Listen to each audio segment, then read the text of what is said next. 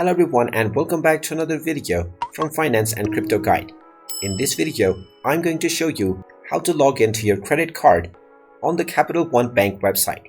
So let's get started right away.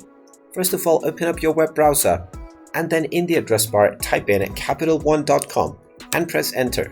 You will then be taken into the official Capital One website.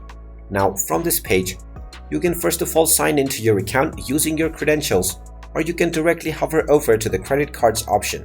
From there, you can click on your respective credit card and you will be taken into your credit card login portal.